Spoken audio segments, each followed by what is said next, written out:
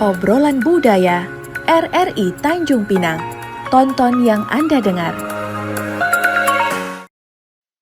Biarlah merak, biarlah merbah burung balam di pohon cemara. Biar semarak dan diberkahi Allah, sambutlah salam awal bicara. Assalamualaikum warahmatullahi wabarakatuh. Selamat malam sahabat budaya dan pemirsa RRI Net, kembali hadir obrolan budaya untuk hari ini bersama kami dari RRI Tanjung Pinang.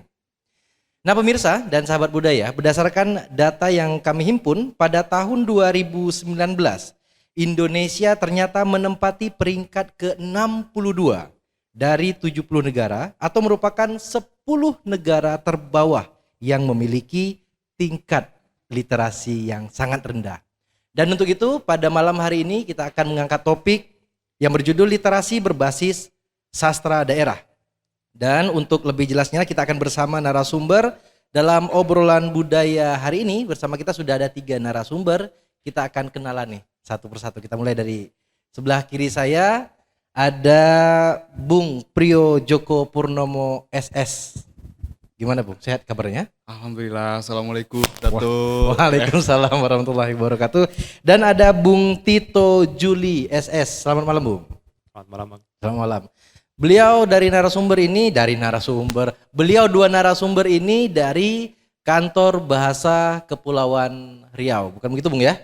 Dan satu narasumber kita yang paling ujung, bajunya sama-sama baju kurung, Datuk Sri Perdana Rendra Setia Diharja SOS MPIP dari Lembaga Adat Melayu Kepulauan Riau, Tanjung Pinang. Selamat malam Datuk. Malam. Assalamualaikum warahmatullahi wabarakatuh. Waalaikumsalam warahmatullahi wabarakatuh. Untuk membuka diskusi pada malam hari ini, saya ingin mengajukan satu pertanyaan yang mungkin bisa dijawab dari berbagai sudut pandang nih dari Bung sekalian dan Datuk Rendra. Bagaimana melihat kondisional literasi khususnya di Kepulauan Riau untuk saat ini? Kita mulai dari Bung Jokos terlebih dahulu. Silakan Bung. Baik. Tadi kalau boleh diulang Bang Datuk Johan. Kalau boleh diulang tadi Indonesia menempati peringkat ke dari data 2019. Ya. Peringkat ke-10 terbawah. Ke-10 terbawah dari sekian banyak negara. Dari 70 negara. Ya. Berarti Kepulauan Riau bisa jadi lebih bawah lagi dong kalau diperkecil berdasarkan provinsi.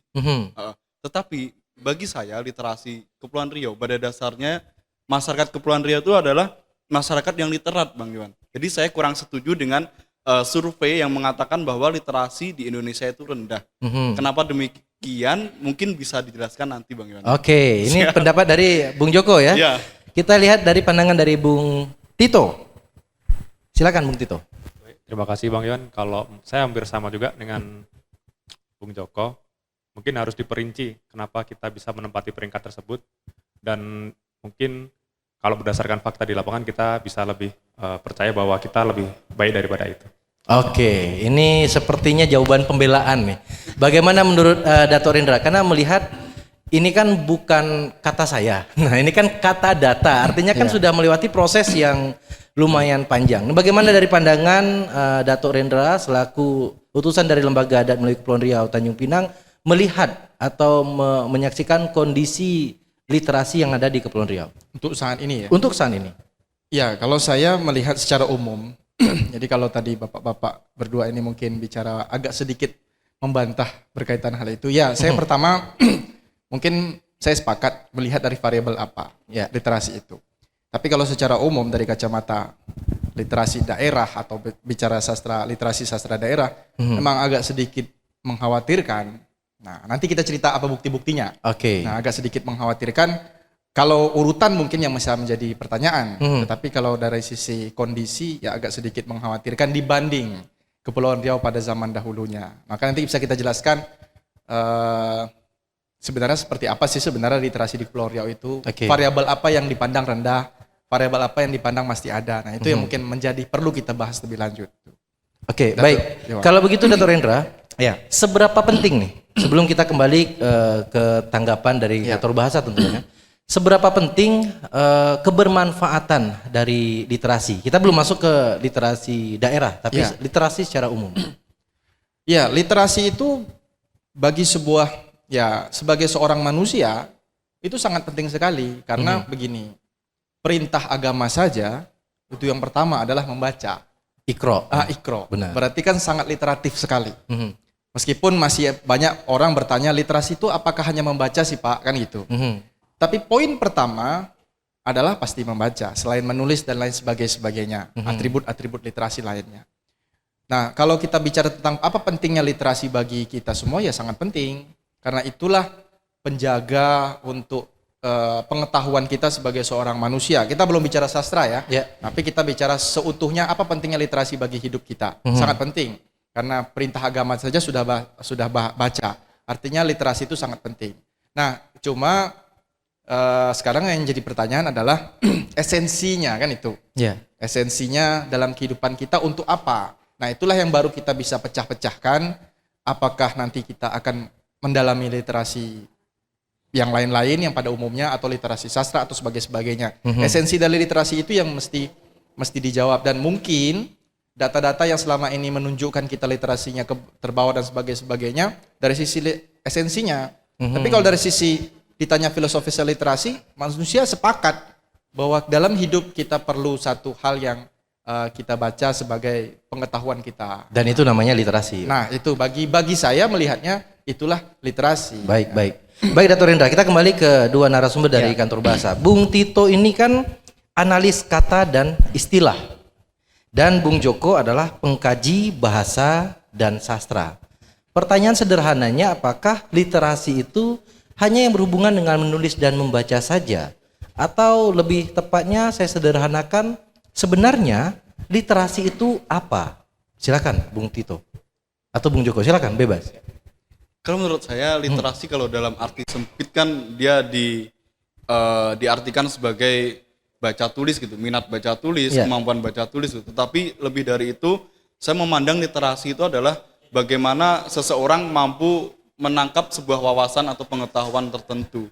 Bagi saya itu. Jadi baca dan tulis adalah langkah pertama dari pemahaman seseorang terhadap literasi itu. Gitu. Kalau sudah dia sampai ke tahap paham, berarti dia bisa dikatakan literasinya baik begitu. Oke, itu secara gambaran secara umumnya. Ini berbicara mengenai literasi secara umum ya, Pak. Nah, sebagai utusan nih dari kantor bahasa Kepulauan Riau, sejauh ini program apa saja yang sudah dilakukan oleh kantor bahasa Kepulauan Riau dalam mengedepankan kepedulian terhadap literasi khususnya? Sudah banyak, Datuk Hewan, bahwa kantor bahasa itu setiap tahunnya kami rutin mengadakan sayembara cerita rakyat. Nah, sayembara cerita rakyat ini adalah upaya penggalian potensi sastra daerah itu untuk dijadikan bahan literasi di tingkat nasional. Kemudian juga ada penyusunan kamus yang sudah dilakukan oleh Bung Tito. Nanti mungkin bisa diceritakan oleh beliau bahwa penyusunan kamus itu juga salah satu upaya untuk menambah wawasan literasi berbasis sastra daerah, berbasis kelokalan daerah. Oke, ini menarik nih. Tadi Bung Tito spesialis kata dan istilah tadi ya, dan sudah melakukan proses penyusunan kamus. Apa kriteria kata untuk yang masuk yang bisa dimasukkan ke dalam kamus? Apakah semua kata yang digunakan masyarakat itu bisa digunakan ke dalam kamus, atau mungkin ada kurator tersendiri nih sehingga kata itu bisa masuk ke dalam kamus? Baik, terima kasih Bang Yohan. Ya.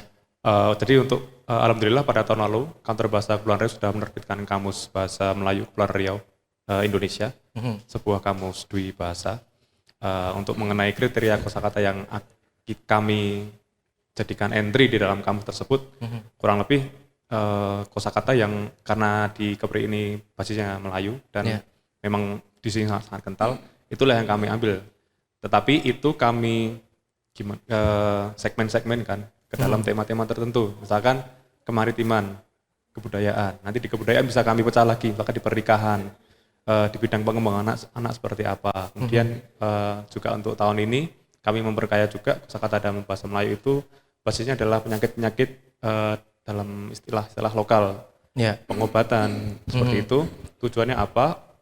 Ternyata setelah kami lihat kosakata ini juga nanti ada di dalamnya juga mungkin bersinggungan dengan sastra, itu mengandung pengetahuan yang memang harus diwariskan seperti itu, Bang. Jadi jangan berhenti di orang-orang tua kita, tapi juga kita sebagai penggerak bisa meneruskan pengetahuan lokal tersebut. Secara spesifik perbedaan antara kamus yang sudah disusun dengan KBBI yang saat ini secara umum digunakan oleh masyarakat itu seperti apa? Dari entry-nya, Bang. Dari entry-nya itu nanti terlihat, misalkan kalau di dalam KBBI itu kan sangat umum, sedangkan di dalam kamus yang setelah kami susun itu sangat spesifik, lebih mengenai kosakata yang sering kita gunakan di KEPRI. Oke, berarti secara umum atau dari kacamata nasional tidak menutup kemungkinan ada kamus dengan bahasa daerah lain. Ya. Oke.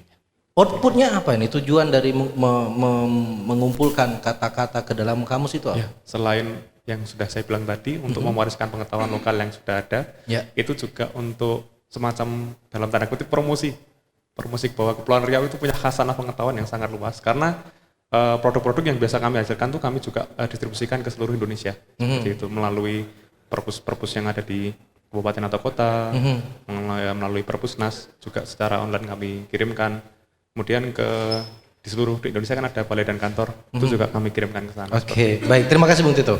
Dan sahabat budaya, ini sepertinya diskusi yang menarik ya. Ada paradoks terjadi di sini. Dari Kantor Bahasa Kepulauan Riau banyak sekali program atau langkah yang sudah ditempuh dalam mengedepankan atau mengunggulkan keliterasian. Tetapi mungkin kita meminta pendapat dari Dato' Rendra tentang fakta yang terjadi di lapangan, Dato'.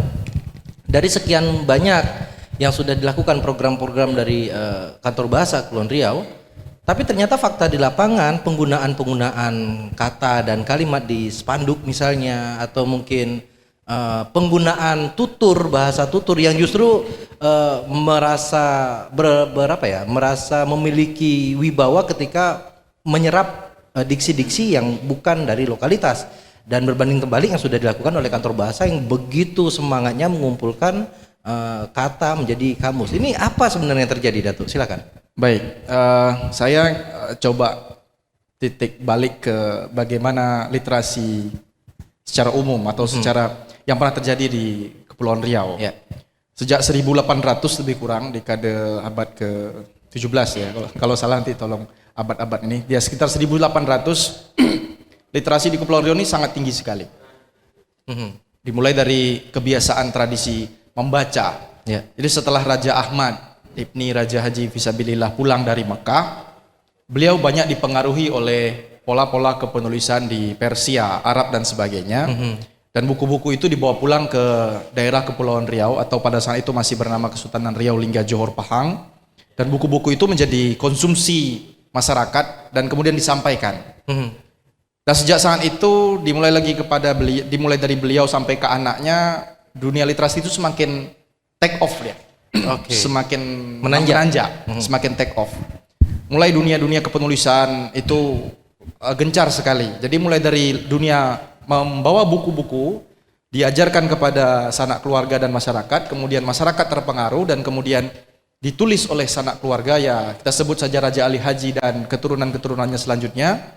Dan itu sangat berpengaruh menjadi sebuah kebiasaan. Saya menyatakan itu kebiasaan literasi masyarakat pada zaman itu. Jadi literasi di zaman itu bukan hanya sekedar sebagai sebuah pengetahuan yang sifatnya akademik.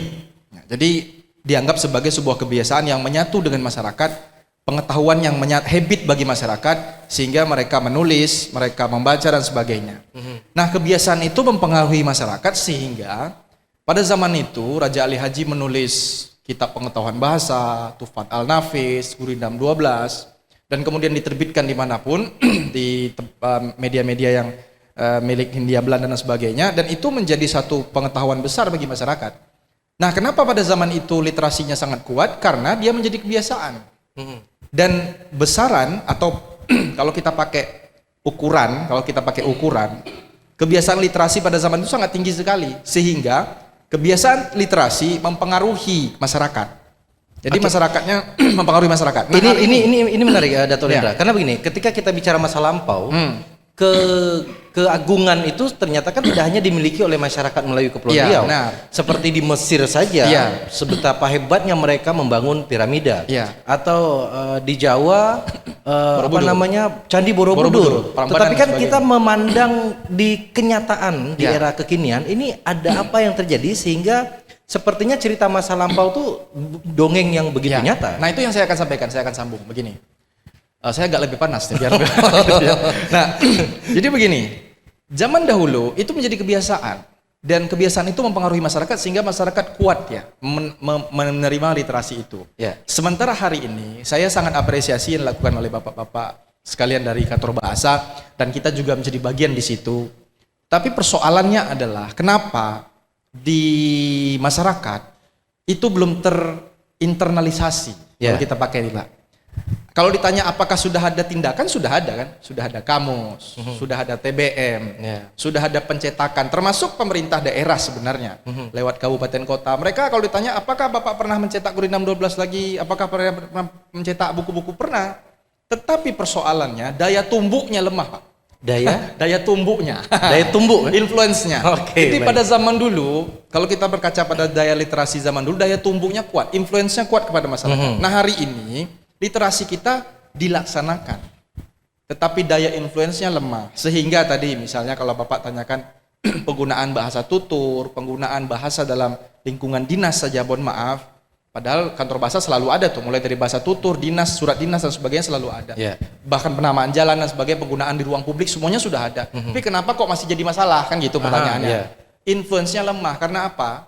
Daya literasi hari ini dibanding kebiasaan masyarakat di era 4.0 ini itu lebih besar kebiasaan teknologi masyarakat dibanding literasi yang seperti ini. Sehingga itu tadi Bapak bilang, kenapa secara kenyataan kok tidak berdampak gitu kan? Padahal kalau ditanya ada.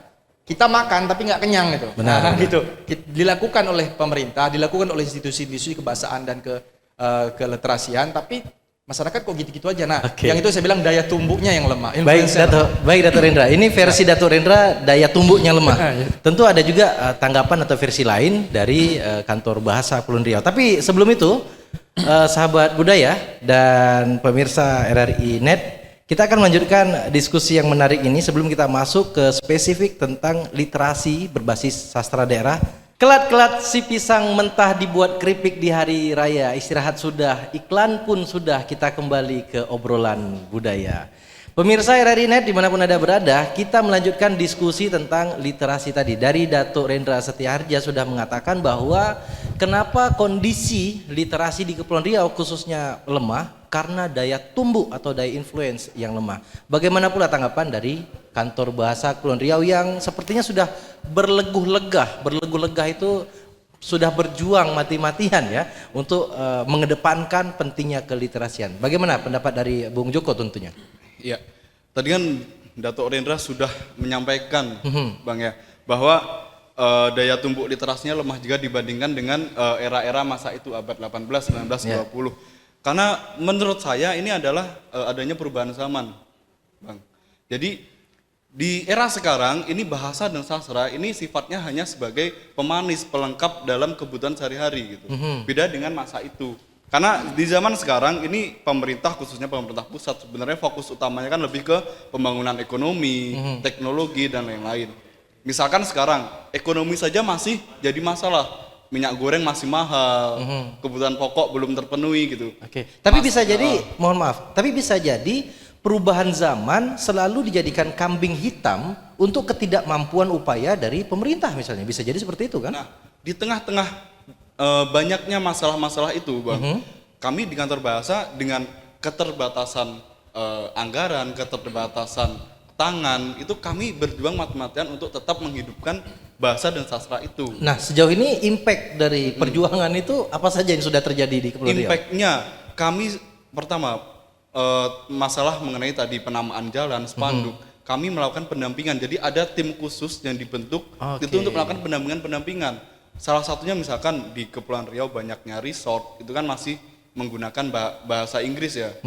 Dari segi promosinya, dari segi penamaan-penamaan di wilayahnya. Tapi kami melakukan pendampingan itu. Kalau boleh tahu bahasa benar selain resort ini apa, Bung Joko? Selain resort, Mas Tito kira-kira apa ini yang fokus ke kosakata? Ahli analis kata. Jadi kalau seperti itu memang di kantor kami dan di Badan Bahasa pada umumnya itu sudah ada kepakarannya sendiri. Seperti penamaan resort atau apa itu kan sebenarnya gimana ya? Itu antara sudah masuk nama merek atau seperti penertibannya itu ada kriteria tersendiri.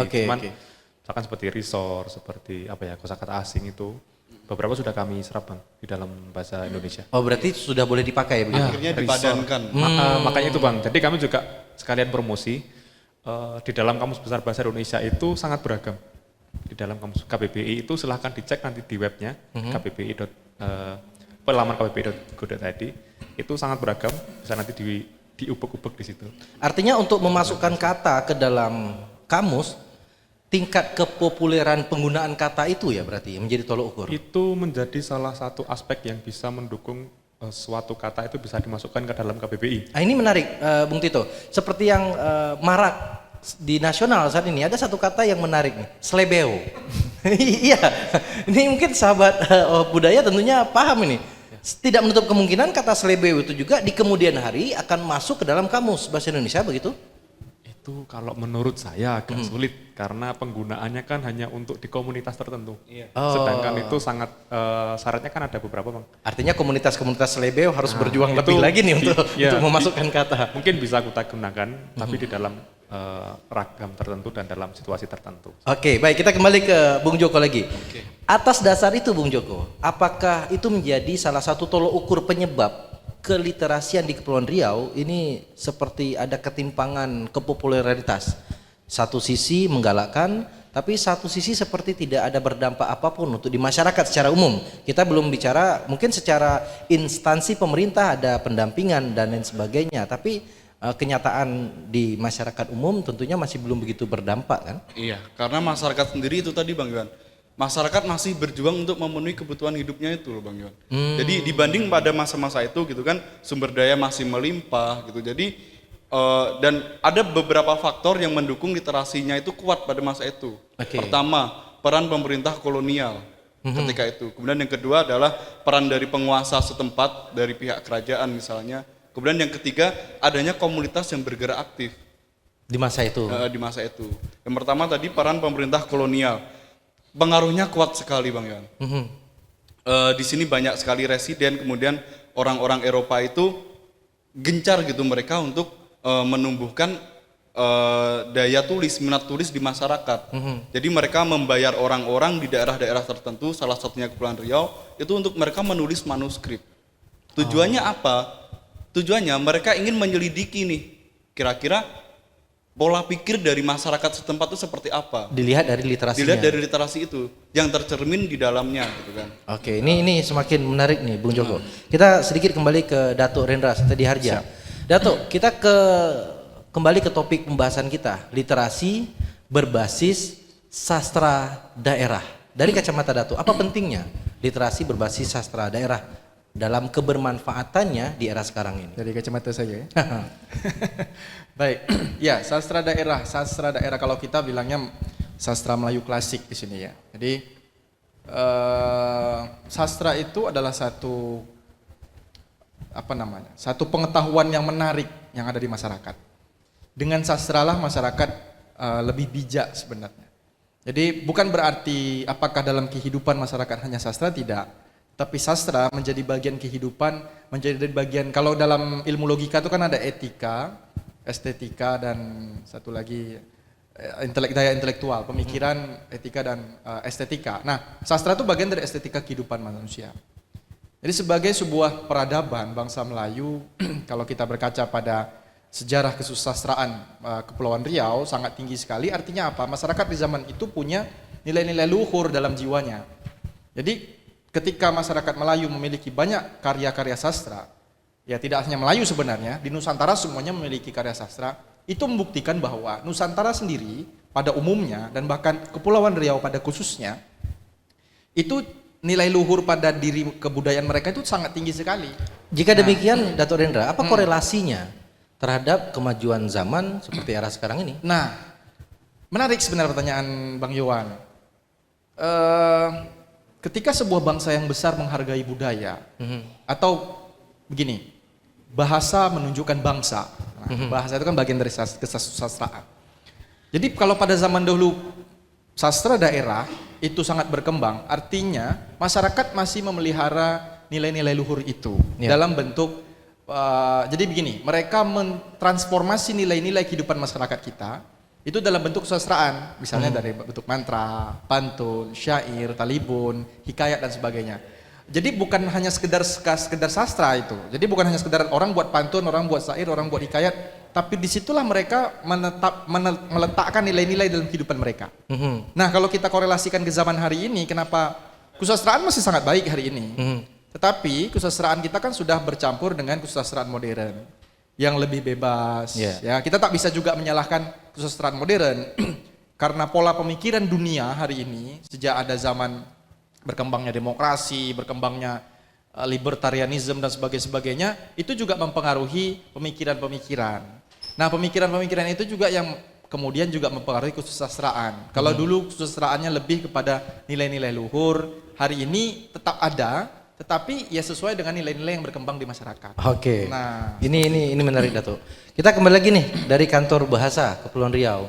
Bisa tidak dijelaskan secara lebih spesifik, sebenarnya literasi berbasis sastra daerah itu seperti apa sih dalam implementasinya? Silakan Bung Joko atau Bung Tito. Literasi berbasis sastra daerah, Bang Iwan ya. Berarti ini adalah suatu pemahaman kepada masyarakat gitu, pemahaman nilai-nilai luhung bangsa seperti yang disebutkan sama Datuk Rendra tadi, itu yang tercermin di dalam karya sastra daerah. Nah, karya sastra daerah itu sendiri, bagi saya setuju dengan Datuk Rendra bahwa dia bukan sekadar sebagai nilai-nilai estetika atau fungsinya hanya sebagai sastra, tapi dia di situ juga mampu sebagai pembentuk pola komunikasi, jalinan diplomasi, seperti itu Bang. Jadi lebih luas lagi dibanding dengan sastra modern kalau saya lihat. Nah, tetapi pergeserannya saat ini adalah generasi muda itu minat bacanya bukan ke sastra daerah tetapi ke sastra modern gitu. Nah, misalkan sekarang lagi banyak-banyaknya nih fenomena Wattpad, fenomena juga Blogspot dan lain-lain. Nah, kalau kita lihat di Wattpad tuh yang membaca jutaan kok gitu. Itu generasi muda semua gitu. Tetapi yang mereka baca adalah sastra modern yang cerita-ceritanya itu hanya seputar kehidupan remaja, percintaan anak SMA. Nah, ini bergeser nih dibandingkan dengan bacaan-bacaan pada zaman abad 18, 19, 20. Pada masa-masa itu misalkan ada hikayat Hang Tuah gitu. Dia menceritakan keperwiraan Melayu, bagaimana ketokohan Hang Tuah ini menjaga marwah Melayu. Tapi begitu. kan ketika kita memandang dari kacamata zaman itu, tentu kan cerita Hang Tuah atau hikayat Hang Tuah juga korelasi pada zamannya. Seperti halnya kondisional yang terjadi pada era sekarang, bacaan-bacaan yang dibaca, yang dikonsumsi oleh kaum milenial adalah bacaan-bacaan yang satu frekuensi dengan zamannya, mungkin seperti itu, Bung Joko. Nah, berarti kan di sini terlihat Bang Iwan bahwa ada pergeseran pola pikir Bang Iwan yang mungkin bisa dikatakan pola pikir minat dari generasi muda sekarang gitu, bahwa kalau zaman dahulu mungkin orang-orang tuh masih mau gitu memikirkan hal-hal yang sifatnya itu mengenai identitas kebangsaannya gitu. Tetapi kalau yang sekarang kan lebih yang sifatnya ringan-ringan gitu. Sastra itu hanya dipandang sebagai tadi yang saya sebutkan sebagai hiburan gitu. Dia hanya sebagai penghilang rasa lelah ketika sudah capek bekerja, capek memikirkan kebutuhan gitu. Nah ini menarik nih Datuk Rendra. Saya nanti akan bertanya dengan Datuk Rendra dengan saya kondisi. boleh tanggapi sedikit tak? Gitu. Iya, silakan. Nah, jadi begini. Kalau tadi Pak Mas Joko mengatakan terjadi pergeseran nilai, lalu tadi Bang Yohan mengatakan, bukankah tradisi sastra dahulu adalah sesuai dengan. Nah, ini sebenarnya kita terlalu permisif dengan kondisi hari ini. Terlalu permisif dengan kondisi hari ini sehingga yang kita biarkan hari ini adalah membiarkan generasi muda kita menerima hal baru tanpa menjaga mereka menerima hal-hal yang sudah lama. Ini berarti artinya benar. Kita permisif terhadap budaya kita. Jadi begini, ada satu kunci. Saya menyambutnya begini. Kemodernan tidak memaksa kita membenci yang tradisional, tidak memaksa kita. Tetapi perlahan mereka menyuruh kita meninggalkan atau mereka akan membujuk kita meninggalkannya. Mereka tidak memaksa kita membenci pantun. Mereka tidak memaksa kita membenci syair atau sastra daerah lainnya. Tapi kondisi kemodernan akan membujuk kita pelan-pelan meninggalkan mereka. Karena apa? Kita terlalu permisif dengan perubahan sehingga tidak mengimbanginya dengan sifat jati luhur dan nilai-nilai luhur kita. Nah, dan mungkin ini Datuk Rendra ya apa? Kondisi sekarang ini terlalu memanjakan mereka juga, Ya. memanjakan generasi sekarang gitu, karena pertumbuhan teknologi dan lain-lain. Kalau masa-masa dahulu gitu, ada logika berpikir yang dia tuh dituntut untuk kritis, untuk cepat gitu. Misalkan saja dalam berpantun gitu, spontanitas pantun itu kan dia ada logika-logika tertentu tuh gitu. Tetapi kalau generasi sekarang misalkan ditantang untuk pantun spontan, itu tak bisa, harus nulis Oke. dulu dan berpikir beberapa menit gitu. Ini kan. menarik. Sehingga Iya. ada the big question, ada pertanyaan besarnya. Mampukah literasi berbasis sastra daerah menjadi salah satu tonggak penguatan identitas kebangsaan? Tentunya saya akan minta tanggapan dari Datuk Rendra. Tapi sebelum itu kita kembali ke Bung Tito dulu. Bung Tito, sebagai analisis kata, sebenarnya proses menganalisa kata kalau kita kaitkan dengan literasi berbasis sastra daerah ini seperti apa? Baik, kita berbasis, karena saya dari analis kata ya Bang, sangat potensial bahwa sastra daerah, khususnya sastra Melayu klasik itu dimaksimalkan untuk sebagai produk literasi. Kita bisa mencontoh di negara sebelah seperti Malaysia, jadi di Malaysia itu mereka sedikit satu langkah di depan kita karena Oke. sudah terdapat korpus bank data mengenai kosakata yang diambil dari manuskrip-manuskrip lama, naskah-naskah kuno Melayu. Jadi bahasa-bahasa arkais Ya. yang terdapat pada manuskrip itu ya. diangkat kembali. Dan itu sangat berguna mungkin bagi literasi, bagi penelitian-penelitian yang lebih khusus di bidang korpus dan kosakata, di bidang leksikografi seperti itu sangat berguna. Dan mestinya kita melihat dari contoh tersebut bahwa ternyata memang sastra daerah, Ya. khususnya naskah lama itu tidak hanya berhenti untuk dikaji dari sisi kekunoannya, tapi kita mentransformasikannya menjadi sesuatu yang lebih berguna seperti itu. Nah, ini sebagai analisis kata. Apa sebenarnya yang terjadi pada kata-kata sehingga ada beberapa kata yang tergerus penggunaannya dan tidak digunakan lagi di era sekarang. Misalnya camca misalnya, itu kan 1 sendok teh gitu ya. Lebih familiar 1 sendok teh dibandingkan menggunakan kata camca. Ini sebenarnya apa yang terjadi? Baik, terima kasih Bang.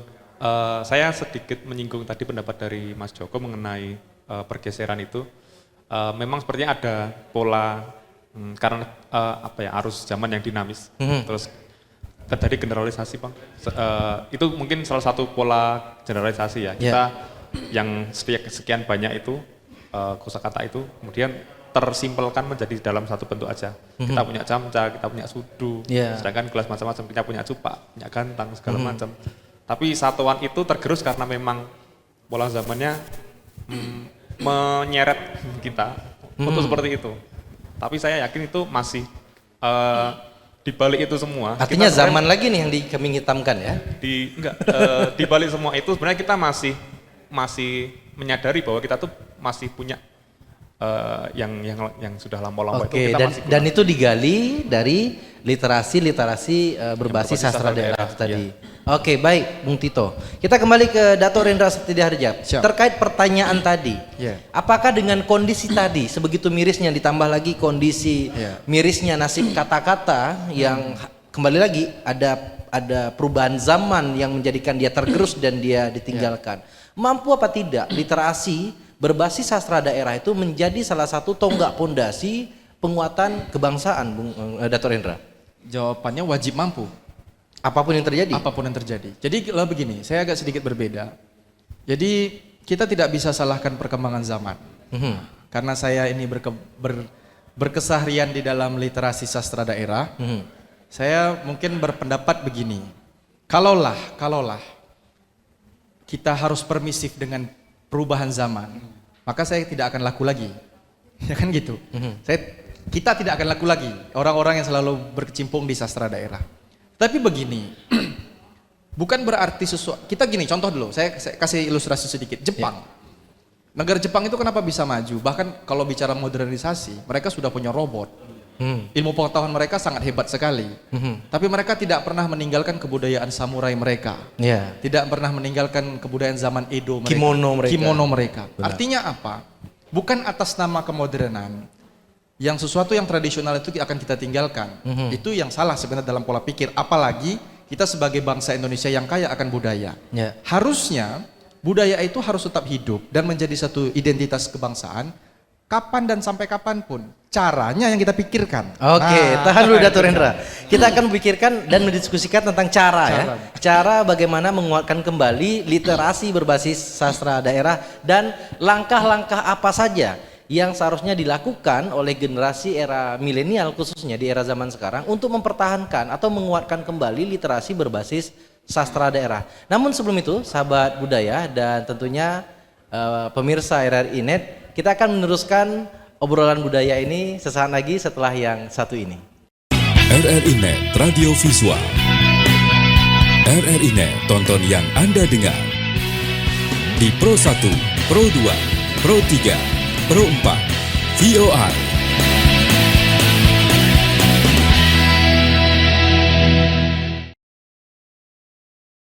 Baik sahabat budaya dan pemirsa RRI Net, kembali lagi kita di obrolan budaya di segmen ketiga kali ini meneruskan diskusi dari Dato' Rendra Setidiharja tentang kondisional literasi berbasis sastra daerah dan caranya. Tadi tergantung di caranya. Kalau dari menurut Dato' Rendra, Iya, saya. cara apa sebenarnya yang harus dilakukan atau dijalankan oleh generasi era sekarang, baik masyarakatnya maupun pemerintahnya, sehingga literasi berbasis sastra daerah khususnya di Kepulauan Riau atau secara umum di Indonesia tidak seperti yang disampaikan Bung Tito tadi, tidak satu langkah tertinggal dari negara sebelah. Ini seperti apa menurut Dato' Rendra? Caranya begini. Nah, Caranya begini. Ada satu tagline yang bagus ya di Kemendikbud itu, kenali bangsamu, kenali budayamu. Itu cara pertama. Jadi kita harus tepuk dada tanya selera. Kalau kata Raja Ali Haji dalam Gurindam 12, barang siapa mengenal diri, maka tahulah Tuhan yang bahari. Pertanyaannya, caranya pertama, kita harus mengenal jati diri kita sebagai bangsa Indonesia. Bangsa Indonesia itu tidak bisa kita nafikan bahwa kekayaan sumber utamanya selain sumber daya alam adalah kebudayaannya. Jadi membuat negara ini kaya bukan dari sisi industrinya, bukan dari sisi macam-macamnya. Kita tak bisa, ya itu juga menjadi bagian-bagian penting juga. Tetapi yang paling, kalau saya melihat bahwa kita dari Sabang sampai Merauke itu memiliki kekayaan yang sifatnya intangible, itu sangat kaya sekali. Maka oleh karena itu, pertama, kita mengenali siapa kita. Nah, kita sebagai bangsa Indonesia dengan segala kekayaan bangsa kita, kalau kita sudah kenal siapa diri kita sebagai bangsa Indonesia, maka kita akan melihat apakah kalau kita tinggalkan nilai-nilai kebangsaan kita, berarti kita kehilangan jati diri kita sebagai bangsa Indonesia. Apakah kita 10 tahun, 20 tahun lagi akan merubah nama kita tidak menjadi Indonesia? Kan tak mungkin. ya benar. Sebagai orang yang tetap bernama Indonesia sampai kapanpun, sampai dunia ini berakhir, berarti kita tetap memegang nilai-nilai kebangsaan kita dengan segala kebudayaan kita. Benar. Maka mau tidak mau dia berubah zaman mau dia berubah jadi Power Rangers atau apapun itu di depan, kita tetaplah harus bisa mempertahankan nilai-nilai. Artinya perubahan zaman bukanlah alasan Bukan. terkait melemahnya literasi yang sekarang itu terjadi. Cuman caranya tadi. Nah, yang kedua adalah kita harus memikirkan transformatifnya. Kalau tadi kita sudah kenali ya. Ya. Ini penting mengenalkan kita sebagai bangsa Indonesia, kita harus kenal diri kita. Kita katakan bangsa Melayu nih. Sastra daerah kita apa? Pantun dan sebagainya. Kan nggak mungkin kita 10 tahun, 15 lagi, 50 tahun lagi kita masih tetap orang Melayu, tapi orang Melayu tak kenal pantun, kan lucu nanti. Benar, benar. Bapak orang Melayu? Iya Pak, tapi bisa pantun? Pantun itu apa ya?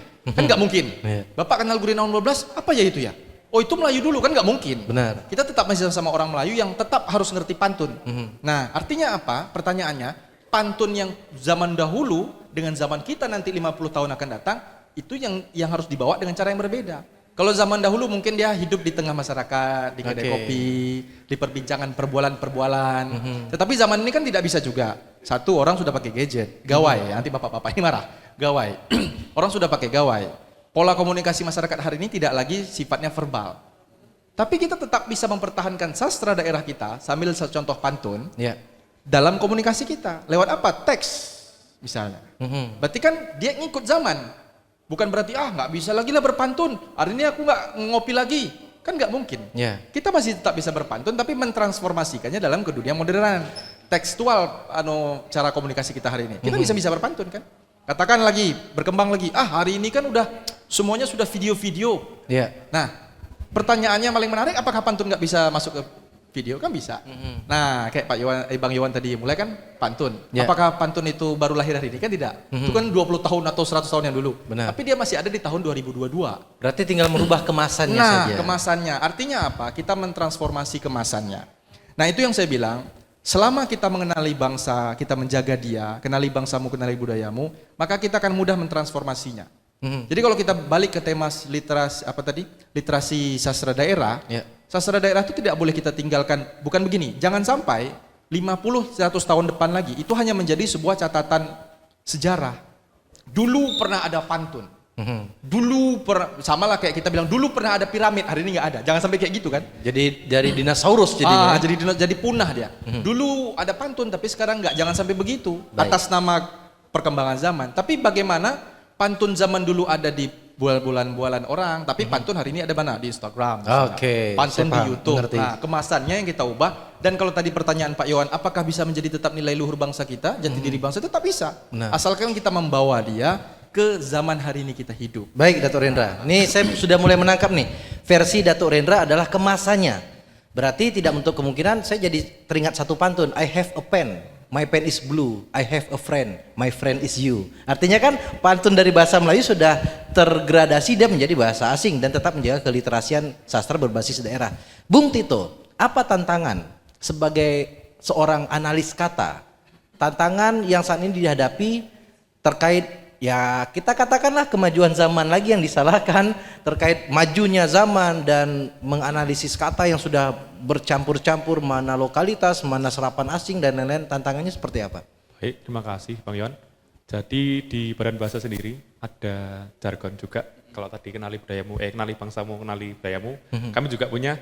Yang pertama itu utamakan bahasa Indonesia, lestarikan bahasa daerah, kemudian kuasai bahasa asing. Melewati 3 jargon tersebut, sebenarnya kita bisa menyusun strategi agar sastra daerah ini bisa kita maksimalkan sebagai literasi. Yang pertama kita utamakan bahasa Indonesia, kemudian lestarikan bahasa daerah. Jadi saya setuju dengan pendapat Dato' Rendra tadi.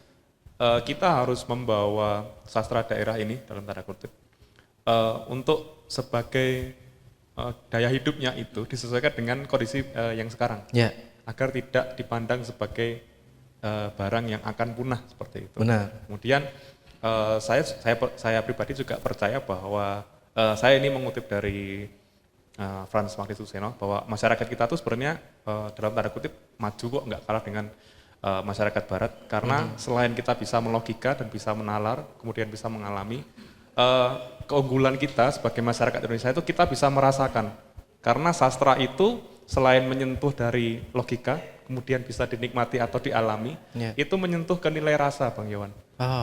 Jadi kenapa sebuah sastra daerah itu bisa lestari, terutama di dalam bidang literasi, karena itu menyentuh rasa kita. Karena kalau sudah menyentuh di rasa, kita akan percaya bahwa itu penting bagi kehidupan kita dan itu akan kita lestarikan seperti itu. Oke, itu tanggapan dari Bung Tito tadi ya. Entah nanti bentuknya seperti apa, saya sih yakin ketika itu sudah menyentuh nilai rasa kita, itu akan lestari dengan sendirinya, apapun bentuknya, seperti itu. Baik. Untuk Bung Joko, tadi ada pertentangan dari Datuk Rendra yang mengatakan kita tidak bisa menyalahkan zaman yang terus bergerak semakin maju. Sementara kan tadi Bung Joko berkali-kali mengatakan bahwa karena zaman maju inilah maka terjadi hambatan-hambatan seperti ini. Bagaimana lagi tanggapan Bung Joko? Baik, sebenarnya yang ingin saya sampaikan bukan bahwa ini sepenuhnya itu adalah salah kemajuan zaman gitu. Tapi di sini yang ingin saya sampaikan adalah itulah faktanya, fenomena di masyarakat gitu. Bahwa kemajuan zaman, kemajuan teknologi itu dia di satu sisi dia bisa menjadi kendala atau tantangan, di satu sisi dia bisa menguntungkan gitu. Keuntungannya apa? Seperti yang disampaikan Bang Rendra tadi, Datuk Rendra, bahwa bisa dimanfaatkan untuk transmisi atau peralihan dari sastra daerah menjadi bentuk teks, penyebarannya bisa menjadi audio visual dan lain-lain gitu. Tetapi kendala-kendalanya yang sangat banyak sebenarnya Bang Johan. Oke, katakan bukan kemajuan zaman yang menjadi tantangan. Lantas apa yang saat ini yang dijadikan atau dianggap sebagai tantangan oleh Kantor Bahasa Kepulauan Riau terkait kelestarian literasi berbasis sastra daerah untuk di wilayah Kepulauan Riau? Tantangannya seperti tadi yang disebutkan Mas itu adalah rasa. Jadi rasa, apakah rasa ini sudah dimiliki oleh setiap masyarakat, setiap generasi gitu. Kesadaran diri Iya, berarti ya? kesadaran untuk memiliki rasa budaya itu, Bang Yohan. Karena itu tadi ketika teknologi masuk gitu, kita seakan-akan ada ini rasa shock culture gitu lah. Jadi kaget gitu kan. Terus ketika melihat ada fenomena budaya baru ya berupa teknologi itu, kita jadi akhirnya ngikut gitu. Nah seharusnya kan kita nggak boleh sepenuhnya ngikut, tetapi bagaimana kita juga memanfaatkan kemajuan itu, tetapi dengan tetap memegang teguh, tidak menghilangkan, tidak melunturkan budaya-budaya lokal. Oke, ini baik, menarik sekali. Di penghujung diskusi kita, saya ingin meminta saran ataupun mungkin ide atau gagasan terhadap pemerintah Provinsi Kepulauan Riau. Untuk dari Bung Joko dulu, apa kebijakan yang seharusnya dilakukan oleh pemerintah Provinsi Kepulauan Riau terhadap kelestarian literasi berbasis sastra daerah di Kepulauan Riau khususnya? Baik, menurut saya ini bukan sepenuhnya tugas pemerintah daerah, tetapi tugas bersama pemerintah pusat, pemerintah daerah, masyarakat, termasuk saya, Bang Yohan, Datuk Rendra, Mas Tito, dan semua pemirsa itu kita sama-sama memegang tugas itu gitu. Nah, mungkin yang bisa pemerintah daerah lakukan, Bang Yohan, adalah fasilitasi. Fasilitasi untuk menumbuhkan minat menulis itu gitu. Artinya kalau dengan kata lain saat ini fasilitas itu kurang atau tidak ada begitu? Bisa dikatakan kurang, ada tetapi kurang gitu. Kita berkaca pada zaman abad 1920 misalkan, ada Rusdiah Club di Pulau Penyengat. Nah Rusdiah Club itu dia didukung oleh pemerintah kerajaan, dia juga didukung oleh adanya fasilitas penerbit yaitu Matbaah Riawiyah gitu. Dan disitulah semua anggotanya itu harus memiliki karya. Harus memiliki karya, baik itu karya tulis karangannya sendiri ataupun karya terjemahan dari bahasa Arab ke bahasa Melayu dan lain sebagainya. Dan akhirnya itulah yang menumbuhkan banyak, waktu zaman itu banyak sekali lahir karya-karya dari masyarakat Kepulauan Riau. Karena ada wadahnya, ada fasilitasnya, dan didukung oleh pihak kerajaan. Oke, ini semakin menarik diskusi kita. Untuk Bung Tito, apa kiat atau langkah yang harus dilakukan kita semua? Tadi kalau dikatakan pemerintah, sepertinya Bung Joko tidak setuju nih, karena yang menjadi the guardian ya, sang penjaga itu adalah kita semua. Apa yang harus dilakukan untuk menjaga kata khususnya? Karena sebagai analis kata nih, bagaimana menjaga kata yang sifatnya spesifik kedaerahan tetap lestari sepanjang zaman? Baik, terima kasih Bang. Spesifiknya tentang kata, kemudian luasnya mengenai sastra daerah ya. Sebenarnya kita bisa dalam tanda kutip mempromosikan dalam bentuk lain tadi sih Bang, menurut saya. Seperti apa tuh misalnya? Ya misalkan seperti kita harus mensegmentasi juga bagaimana sasaran yang akan kita tuju. Misalkan untuk orang-orang yang berumur 40 tahun ke atas, tentu kita tidak akan menggunakan media seperti TikTok atau Instagram. Mungkin lebih ke pentas-pentas yang dulu di zaman mereka itu dilaksanakan atau seperti apa, itu kita lembagakan kembali. Membilas kerinduan berarti ya? Seperti itu, karena mungkin efek nostalgia itu akan membangkitkan gairah lagi. Oh saya dulu semasa kecil melihat seperti itu, kemudian saya ingin menghidupkan itu kembali. Paling untuk segmen-segmen untuk anak-anak muda, anak-anak milenial itu bisa gunakan media-media mainstream yang sifatnya sangat komersial, dan itu kan sekarang sangat mudah untuk diakses seperti YouTube, TikTok, Instagram, Twitter, Facebook. Itu kan sangat mudah. Tinggal bagaimana kita secara bersama-sama menyusun konten yang mudah diterima tanpa mengurangi substansi yang akan kita sampaikan seperti itu. Oke, itu salah satu langkah. Secara umum kita bisa menggunakan untuk di generasi A, kita bisa gunakan media-media yang sifatnya nostalgia. Pola pendekatan berbeda. Untuk membilas kerinduan. Kalau untuk di generasi milenial kita bisa menggunakan era kekiniannya terkait fasilitas media sosial yang sudah ada. Tapi secara spesifik khususnya di kaum milenial yang sudah kadung tergerus dengan kemajuan zaman, bagaimana mereka untuk menjaga literasi berbasis sastra daerah itu? Mungkin bisa kita pancing dengan rasa ingin tahu. Kaum milenial ini kan sebenarnya mereka itu punya rasa ingin tahu yang besar, cuman mau mencarinya tuh ya di situ-situ aja. Hanya di Facebook, hanya di Instagram, di TikTok. Nah, gimana ya? Potensi kita itu menyelipkan di situ. Oh, ini apa nih? Menyusup unik. deh. Unik nih, kok sepertinya saya belum pernah lihat. Itu mulai dari situ saya yakin mereka akan mencari sendiri Bang. Seperti, oh ternyata dulu di Kepri itu ada seperti ini, ada seperti itu. Itu yang mungkin kita bisa lakukan. Nah, jika demikian, apakah sejauh ini dari kantor bahasa sudah melakukan langkah dan kiat itu, Bung Joko? Sudah banyak dilakukan sebenarnya Bang Iwan. Cuma gini, jadi di satu sisi kami kadang merasa senang, kadang merasa miris gitu. Ya karena kan begini, ekspektasi kan terkadang tidak harus Iya, sesuai dengan realita iya. kan. Kalau dari penuturan dari Bung Tito tadi, sepertinya mudah sekali kita bisa menyusup di konten-konten itu dan dipastikan generasi milenial akan tertarik. Tapi bagaimana dari menurut pandangan Bung Joko sendiri? Susah sekali sebenarnya Bang Iwan. Oke. Misalnya gini, ini kita bicara mengenai kenyataan Bang Iwan ya. Kami pernah mengadakan beberapa kali bengkel sastra gitu. Ya. Kami buka secara gratis, kami umumkan bahwa peserta itu nanti akan memperoleh beberapa benefit seperti sertifikat, ada uang pembinaan dan lain-lain. Tetapi pendaftarnya Bang Iwan, 0 Bang Iwan. Oke, baik. Nah, pada akhirnya mau nggak mau harus ada semacam dalam tanda kutip paksaan gitu. Berarti dengan kata lain pernyataan Bung Joko sendiri membantah ekspektasi dari yang disampaikan Bung Tito begitu? Iya, maksudnya gini, ekspektasinya baik, tetapi kenyataan di lapangan tuh sebenarnya seperti itu gitu. Jadi kadang makanya saya bilang ada rasa harapan-harapan untuk kita bangga gitu, tapi di satu sisi juga kita merasa miris kadang. Baik Bung Tito. Dato' Rendra, Siap. Ini nampaknya adik-beradik belum akur nih Dato' Rendra. Berbalas pantun. Iya, ada akan sesuai ekspektasi tapi ternyata tidak sesuai dengan realita. Sepatutnya dari pandangan Dato' Rendra, langkah yang harus dibuat itu seperti apa sehingga menjaga keliterasian saat ini itu bisa benar-benar terjaga dengan baik. Singkat, tepat, padat Dato' Rendra. Saya hanya menyimpulkan menjadi 4 kata saja. 4 kata. Wah. Pertama, dokumentatif. Ya, saya sampaikan dulu dokumentatif, inovatif, transformatif, dan persuasif. Ini if semua. Oke. 4 if. Dokumentatif. Kenapa tadi generasi muda kalau kata Pak Tito tadi mencari? Karena Iya. dokumentasi kita tentang kesastraan Melayu itu sangat kurang. Masih kurang. Masih kurang. Negara tetangga sebelah kita sangat banyak sekali. Oke. Dan bukunya mahal Pak. Saya mau beli susah Pak. Gitu kan. Saya sendiri susah mencari. Itu dokumentatif? Dokumentatif. Jadi tindakannya di situ dokumentatif harus ada. Nah itu kan tercermin dari kegiatan-kegiatan perlindungan.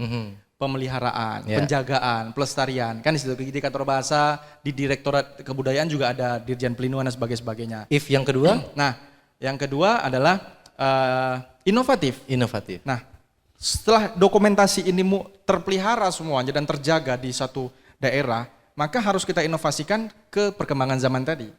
Bagaimana caranya? Digitalisasi mungkin. Ya. Contoh, di Lingga itu kan sudah banyak arsip manuskrip, ya, arsip dan sebagainya, didokumentasi oleh kantor bahasa misalnya. Itu sudah inovatif, dimunculkanlah di laman-laman yang bisa diakses oleh masyarakat hari ini Secara dengan mudah. modernisasi. Nah, itu sudah inovatif sebenarnya, masih banyak lagi cara-cara. If yang ketiga, Transformatif. Nah, barang yang sudah inovatif tadi dikembangkan sesuai zaman misalnya, perlu ada transformatif ke media-media baru. Nah, makanya di Dirjen Kebudayaan itu ada pembaharu, kategori orang yang melestarikan barang-barang tradisi itu dalam kondisi pembaharu. Ya. Nah, ini perlu transformatif. Misalnya tadi kalau kita masih zaman dulu orang berpantun dengan cara begini, bersair begini, hari ini harusnya seperti apa? Ditransformatif. Nah, ketiga-tiga itu sudah berjalan semua, dokumentasinya ada, cara inovatifnya ada, kemudian transformatifnya ada, baru kita persuasif. Kita sampaikan. Hari ini kita persuasif dulu, tapi adik kita nggak pernah baca Tufa Al-Nafis. Apa ya Bang? Karena tidak ada dokumentasinya. Baik. Akhirnya mereka blur lagi. Pernah baca Gurindam 12, Samarat Al-Mulimah. Apa ya Bang? Saya bacanya Naruto misalnya kan. Ya wajar-wajar saja karena terdokumentasi barang itu. Ya. Doraemon misalnya yang masih zaman saya kecil. Karena barangnya ada terdokumentasi. Ya. Bahkan komiknya juga masih ada. Nah, dan terpersuasif dengan baik. dan terproses dengan baik. Nah, kalau kita mau persuasif dulu misal adik-adik, kita harus menjaga Gurindam 12. Naskahnya nggak ketemu misalnya. Ya. Kita harus belajar Tufa Al-Nafis, kita nggak dapat Tufa Al-Nafisnya. Berarti kan persoalan dokumentasi. Baik. Atau misalnya dokumentasi ada, tidak inovatif, tidak transformatif. Jadi keempat if ini mesti kita laksanakan berkesinambungan. Itu berkaitan dengan begini, Bang Yowan. Ya. Di Kemendikbud itu sebenarnya ada visi mulai dari melindungi, memelihara sampai mengembangkan kan begitu ya. Ada mengembangkan kan di kantor bahasa juga ada bagian pengembangan kan. Oke. Nah, if yang ke belakang itu bicara pengembangan. Nah, If yang dua belakang itu bicara pemeliharaan dan penjagaan. Baik, Dr. Indra. Seperti Kita itulah sudah kira-kira. sudah dapat nih gambaran umum secara besar.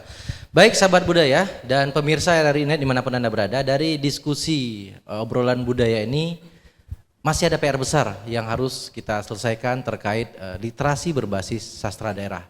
Dan ini bukanlah tanggung jawab dari salah satu pihak, melainkan tanggung jawab kita bersama. Bagaimana literasi berbasis sastra daerah bisa hidup berdampingan dengan kemajuan zaman yang saat ini dan akan depan terus terjadi.